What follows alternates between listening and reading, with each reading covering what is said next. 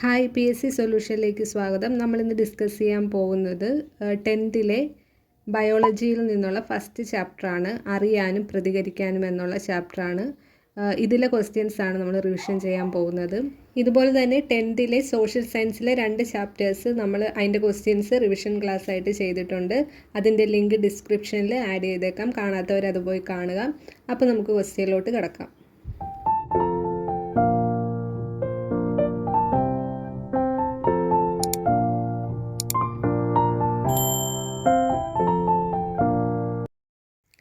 ഒന്നാമത്തെ ക്വസ്റ്റ്യൻ, ചുവടെ കൊടുത്തിരിക്കുന്നവയിൽ ഉദ്ദീപനവുമായി ബന്ധപ്പെട്ട് ശരിയായ പ്രസ്താവനകൾ കണ്ടെത്തുക. ഓപ്ഷൻ സി ആണ് 1, 2 മാത്രം. അതായത് ഉദ്ദീപനങ്ങളെ സ്വീകരിക്കുന്ന സവിശേഷ കോശങ്ങളാണ് ഗ്രാഹികൾ. ഉദ്ദീപനങ്ങളെയും പ്രതിപ്രവർത്തനങ്ങളെയും നിയന്ത്രിക്കുകയും ഏകോപിപ്പിക്കുകയും ചെയ്യുന്നത് നാഡീവ്യവസ്ഥയാണ്. അടുത്ത ക്വസ്റ്റ്യൻ, നാഡീകോശങ്ങളുമായി ബന്ധപ്പെട്ട പ്രസ്താവന പരിശോധിച്ച് ഉചിതമായത് തിരഞ്ഞെടുക്കുക. ആൻസർ ഓപ്ഷൻ ബി ആണ്. 2 മാത്രമാണ് തെറ്റായിട്ട് വരുന്നത്. ആദ്യം ശരിയായിട്ട് വരുന്ന സ്റ്റേറ്റ്മെൻറ്റ് ഏതൊക്കെയാണെന്ന് നോക്കാം. ഒന്നാമത്തത്, നാഡീയ പ്രേഷകം സ്രവിക്കുന്ന ഭാഗമാണ് സിനാപ്റ്റിക് നോബ്. രണ്ടാമത്തത്, തൊട്ടടുത്ത ന്യൂറോണുകളിൽ നിന്ന് സന്ദേശങ്ങൾ സ്വീകരിക്കുന്ന ഭാഗമാണ് ഡെൻഡ്രൈറ്റ്. കോശ ശരീരത്തിൽ നിന്ന് ആവേഗങ്ങളെ പുറത്തേക്ക് സംവഹിക്കുന്ന കോശഭാഗമാണ് ആക്സോൺ. അപ്പോൾ 1, 3, 4 സ്റ്റേറ്റ്മെൻറ്റും ശരിയാണ്. രണ്ടാമത്താണ് തെറ്റായിട്ട് വരുന്നത്. അതായത് കോശ ശരീരത്തിൽ നിന്നുള്ള നീളം കൂടിയ തന്തുവാണ് ഡെൻഡ്രോൺ എന്നുള്ളത് തെറ്റായിട്ടുള്ള സ്റ്റേറ്റ്മെൻ്റ് ആണ്. കോശ ശരീരത്തിൽ നിന്നുള്ള നീളം കൂടിയ തന്തുവാണ് ആക്സോൺ എന്നുള്ളതാണ് ശരി. അടുത്ത ക്വസ്റ്റ്യൻ, മൈലിൻ ഷീത്തുമായി ബന്ധപ്പെട്ട ശരിയായ പ്രസ്താവനകൾ കണ്ടെത്തുക. ഓപ്ഷൻ ഡി ആണ് ഇവയെല്ലാം. അതായത് മസ്തിഷ്കത്തിലെ മൈലിൻ ഷീത്ത് ഒളിഗോഡെൻഡ്രോസൈറ്റുകൾ എന്ന കോശങ്ങളാൽ നിർമ്മിക്കപ്പെട്ടിരിക്കുന്നു. മസ്തിഷ്കത്തിലും സുഷുമ്നയിലും മൈലിൻ ഷീത്ത് കൂടുതലായി കാണപ്പെടുന്ന ഭാഗം വൈറ്റ് മാറ്റർ എന്നറിയപ്പെടുന്നു. മൈലിൻ ഷീത്ത് വൈദ്യുത ഇൻസുലേറ്ററായി വർത്തിക്കുന്നു.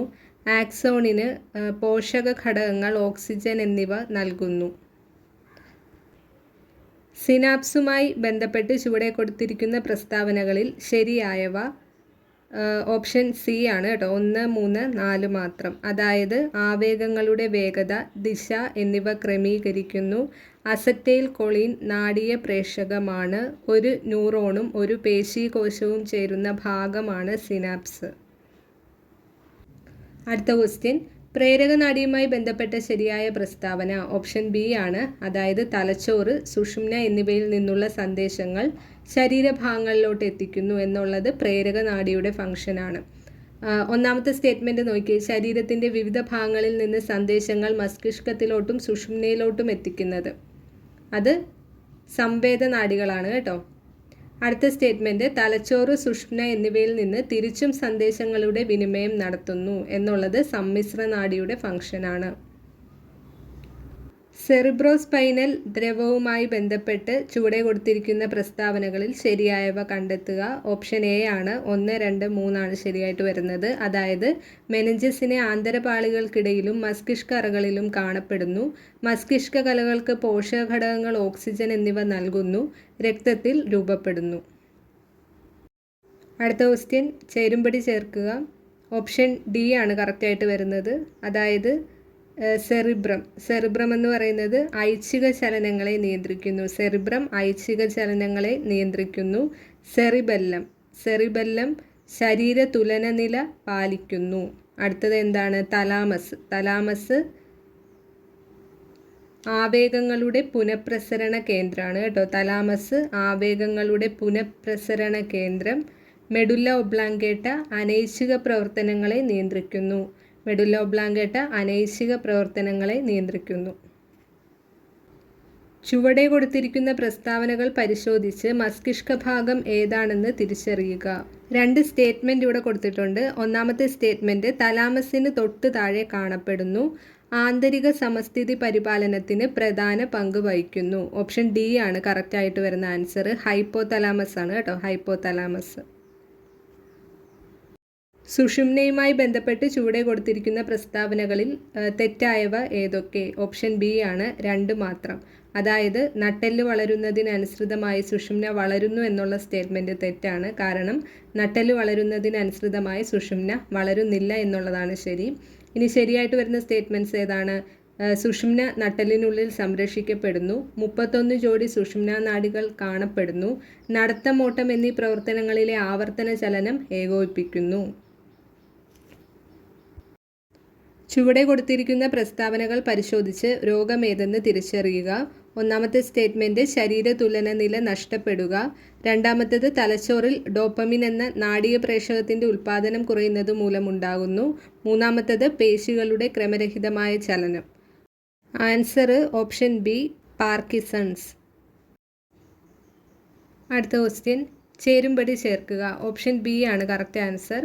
അതായത് അലയമായ പ്രോട്ടീനുകൾ അടിഞ്ഞുകൂടുന്നത്, അൽഷിമേഴ്സ്. ഗാംഗ്ലിയോണുകളുടെ നാശം മൂലം, പാർക്കിൻസൺസ്. അടുത്തത് തലച്ചോറിൽ തുടർച്ചയായി ക്രമരഹിതമായ വൈദ്യുത പ്രവാഹം ഉണ്ടാവുന്ന അവസ്ഥ ഏതാണ്? അപസ്മാരം. അടുത്ത ക്വസ്റ്റ്യൻ, ശരീരതുലന നില പാലിക്കാൻ സഹായിക്കുന്ന മസ്തിഷ്ക ഭാഗം. ശരീരതുലന നില പാലിക്കാൻ സഹായിക്കുന്ന മസ്തിഷ്ക ഭാഗം ഓപ്ഷൻ ബി ആണ്, സെറിബെല്ലം. അടുത്ത ക്വസ്റ്റ്യൻ, ശരിയായ പ്രസ്താവനകൾ കണ്ടെത്തുക. ആൻസർ ഓപ്ഷൻ ഡി ആണ്, 1, 4 ശരി.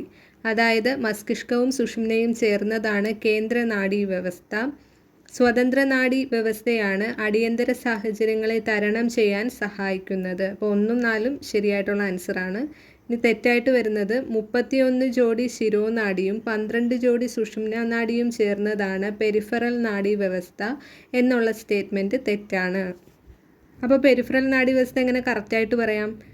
ഇവിടെ തിരിച്ചാണ് കൊടുത്തിരിക്കുന്നത്. അതായത് 31 ജോഡി ശിരോനാഡിയും 12 ജോഡി സുഷുമ്നാ നാഡിയും എന്ന് പറയുന്നത് തിരിച്ചു കൊടുത്താൽ മതി. അതായത് 12 ജോഡി ശിരോനാഡിയും 31 ജോഡി സുഷുമ്നാ നാഡിയും ചേർന്നതാണ് എന്ത്? പെരിഫറൽ നാഡീ വ്യവസ്ഥ.